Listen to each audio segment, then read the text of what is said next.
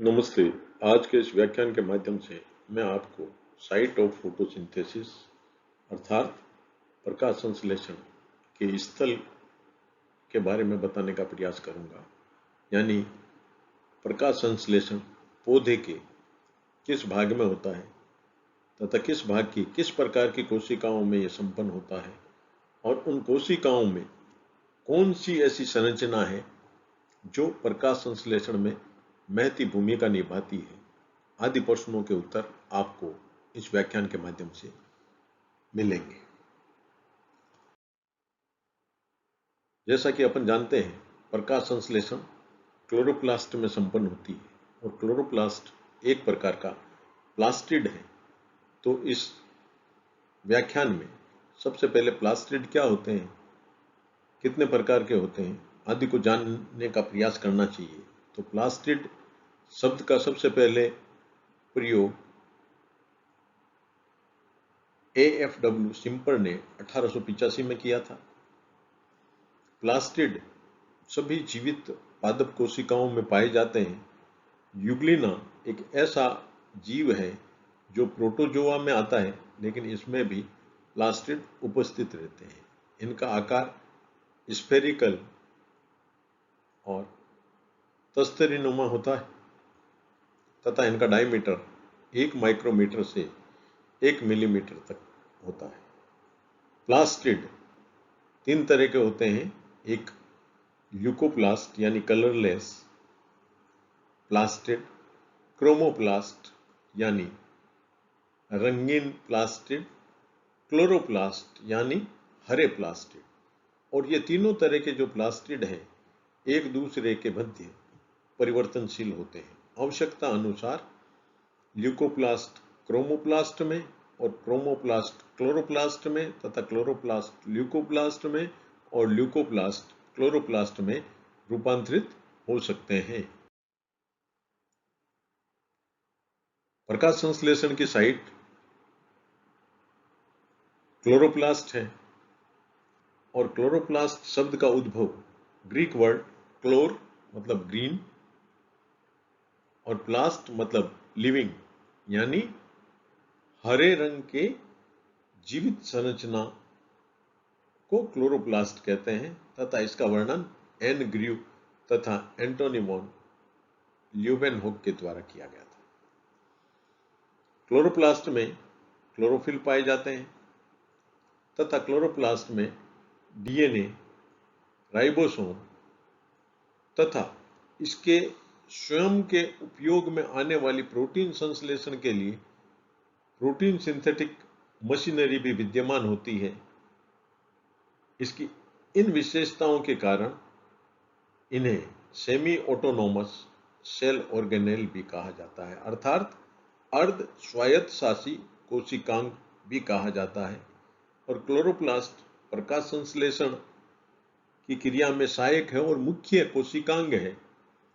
और प्रकाश संश्लेषण में प्रकाश ऊर्जा का रासायनिक ऊर्जा में रूपांतरण होता है, अर्थात कार्बोहाइड्रेट में इनका रूपांतरण होता है। और कार्बोहाइड्रेट पौधों के भोज्य पदार्थ होते हैं और इस कारण इन्हें किचन्स ऑफ सेल यानी कोशिकाओं की रसोई भी कहते हैं। तो अपने को प्रोटोप्लास्ट की संरचना क्या है, इनमें कौन कौन सी अभिक्रियाएं और इनके कौन कौन से हिस्से में वो अभिक्रियाएं संपन्न होती हैं, इनको भी जानने का प्रयास अपन इस व्याख्यान के माध्यम से करेंगे। तो सबसे पहले क्लोरोप्लास्ट की संरचना। क्लोरोप्लास्ट एक दोहरी इकाई कला से आवृत कोशिकांग है। जैसा कि चित्र में आरेख में बताया गया है, ये आउटर मेम्ब्रेन और इनर मेम्ब्रेन और इन दोनों कलाओं के मध्य अंतर कला अवकाश यानी इंटर मेम्ब्रेन स्पेस पाया जाता है। और इसके मध्य एक ट्यूबुलर संरचनाएं होती है जो स्ट्रोमा और मैट्रिक्स में धसी रहती है। ये थाइलेकोइड कहलाती है और ये थाइलेकोइड एक दूसरे के ऊपर जैसे अपन एक के ऊपर एक सिक्का रखते हैं, उस तरह से व्यवस्थित रहती है। इन व्यवस्थित और स्टैक के रूप में पाई जाने वाली थाइलेकोइड को ग्रेनम कहते हैं। थाइलेकोइड में वे सभी घटक विद्यमान रहते हैं, all essential components required for photochemical reaction, यानी प्रकाश रासायनिक अभिक्रियाओं के लिए आवश्यक सभी घटक थाइलेकोइड में उपस्थित रहते हैं तथा ये पिगमेंट्स भी इनमें पाए जाते हैं जो violet, blue and red light को एब्जॉर्ब करते हैं।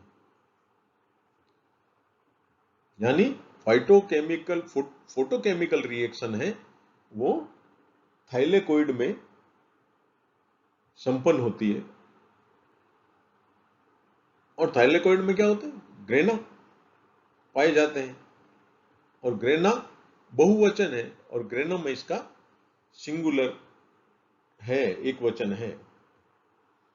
तथा ये जिस प्रकाश का अवशोषण करती है उसकी वेवलेंथ है वो 400 नैनोमीटर से 700 नैनोमीटर के दृश्य स्पेक्ट्रम की होती है। और इस जो वेवलेंथ का जो रेडिएशन है उसे फोटोसिंथेटिकली एक्टिव रेडिएशन कहते हैं, और शॉर्ट में इसे PAR भी कहा जाता है। तो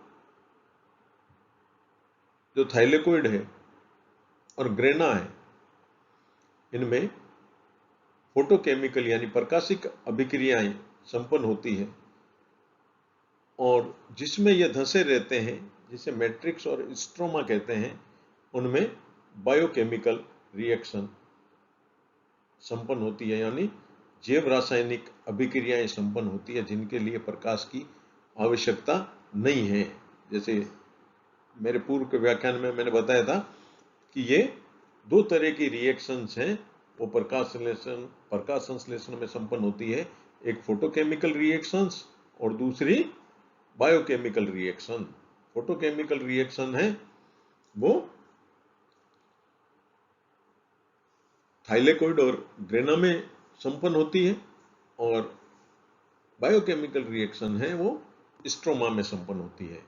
तो आज के इस व्याख्यान के माध्यम से मैंने आपको क्लोरोप्लास्ट की संरचना तथा किस प्रकार का रेडिएशन पौधे अवशोषित करते हैं, प्लास्टिड क्या है, ये कितने तरह के होते हैं, क्लोरोप्लास्ट ही प्रकाश संश्लेषण के लिए आवश्यक कोशिकांग है, ये अर्ध स्वायत्तशासी कोशिकांग है। ये अर्ध स्वायत्तशासी कोशिकांग क्यों है? क्योंकि इसमें DNA, राइबोसोम तथा वे सभी प्रोटीन संश्लेषण की मशीनरी पाई जाती है जो इसके उपयोग में आने वाली प्रोटीन्स का संश्लेषण कर सके।